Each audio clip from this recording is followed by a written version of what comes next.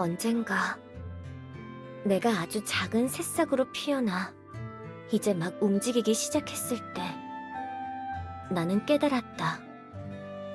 내가 피어난 곳은 따사로운 햇빛이 항상 날 감싸는 곳이고 맛 좋은 물기가 많은 곳이었다고. 운이 좋았다고 생각했다. 바람에 날려 그곳에 자리를 잡았든 아무것도 모르는 깃털 달린 나그네가 날 그곳까지 옮겼든 나는 무럭무럭 자라기 시작했다. 그때는 웃을 수 있는 입이 없었지만 항상 웃었던 것 같은 느낌이 든다. 나는 더 맛있는 물이 가득한 곳으로 조금씩 아주 천천히 다가갔다. 하지만 점점 그 맛을 따라 자라날수록 햇빛은 미어져 가고 바람도 불지 않는 어둡고 조용한 공간으로 움직이고 있었다. 불안했지만 어쩔 수가 없었다. 그게 내 본능이었다. 내가 어떤 담벼락이나 기둥을 타고 있었던 게 아니라는 걸 깨닫는 데엔 오래 걸리지 않았다. 세계수. 나는 세계수의 줄기를 감싸며 자라나고 있었다. 그리고 마침내 내가 아무것도 보이지 않는 어떤 좁은 공간에 다다랐을 때 나는 감정을 느끼기 시작했다. 엄밀히 말하면 나의 감정이 아니었다. 세상에 씨앗을 뿌리고 자라난 그 거대한 존재의 감정이 나의 미약한 줄기 속으로 파고들어왔다. 나는 그렇게 가장 처음으로 걱정을 배웠다. 그 뒤를 이어 후회와 미련, 공허함을 배웠다. 어느샌가 슬픔을 배웠을 때는 나는 울 수 있었다. 그리고 그 울음소리를 듣고 어둠 속에서 나의 스승이 말을 걸어왔다. 너는 언제 여기까지 들어온 거니? 귀찮구나. 잘라버릴까? 공포를 배웠다. 동시에 망설임도 배웠다. 그리고 자비와 안쓰러움을 배웠다. 스승은 내가 감정을 그대로 받아들이며 배워가자 흥미로워했다. 마치 그리운 무언가를 만난 것 같은 기분. 나는 그게 뭔지 어렴풋이 느낄 수 있었다. 더 이상 정확하지는 않았다. 그 당시에는 내 마음은 이미 백지가 아니었으니까. 느끼는 것만으로는 충분치 않았다. 이제는 이해하려고 노력해야 했다. 오히려 그 점 때문에 스승은 더 좋아했을지도 모른다. 내가 점점 배우는 것이 많아질수록 나에게 이야기하는 빈도가 늘었다. 자신이 만들었던 세상과 만든 세상, 만들어갈 세상에 대해, 그리고 그 세상들 속에서 마주하고 싶은 존재들에 대해 이해하기 힘들었다. 스승은 나에게 큰 기대를 하지 않았다. 그래도 어느 순간에는 나를 친구처럼 대해주기 시작했다. 항상 자신과 함께 대화해주는 나를 편하게 생각하는 것 같았다.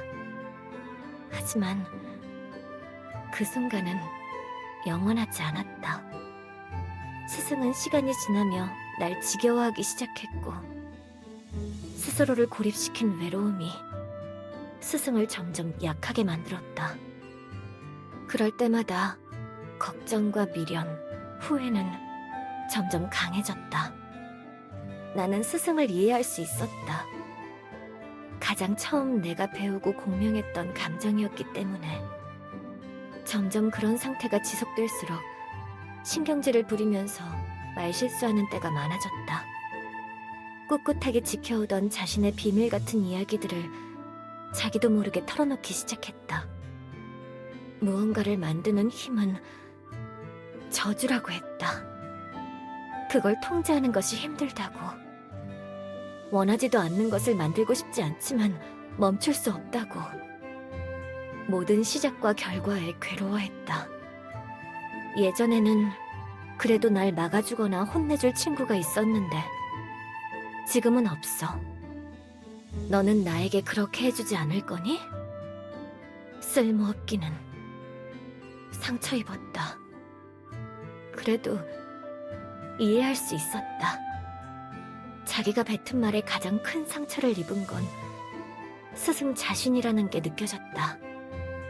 어느 날 나는 용기를 냈다. 떨리는 마음을 애써 무시하며 물어봤다. 그렇게 후회된다면 가장 후회되는 일은 뭐였나요?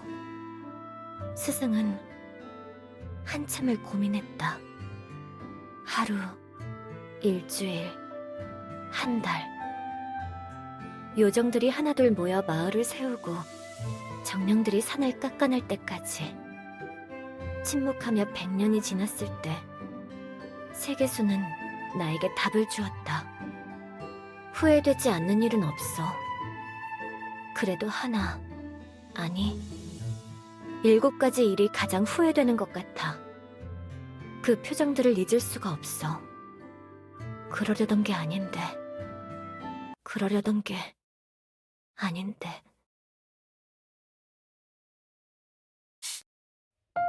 그러려던 게 아닌데.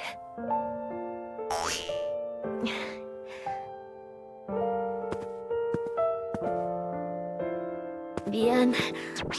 그때 세계수와의 대화를 생각하면 나도 모르게 울음이 터져. 세계수가 만들어내긴 했을 거야. 항상 자기도 모르게 만든 것들이 많았다고 했고, 그 니필이라는 녀석도 그런 식으로 말했다며. 그게 장난을 치려고 만들어낸 말은 아닐 거야. 그렇게 강한 힘을 부리는 녀석이라면 보통 세계수가 만들어낸 거지. 나처럼 말이야. 교주, 방금 이야기에서 세계수가 가장 후회한다고 말한 부분 기억해? 그래, 그렇겠지. 교주, 니펠은 그 7과 관련이 깊은 녀석이잖아. 그게 단서 아닐까?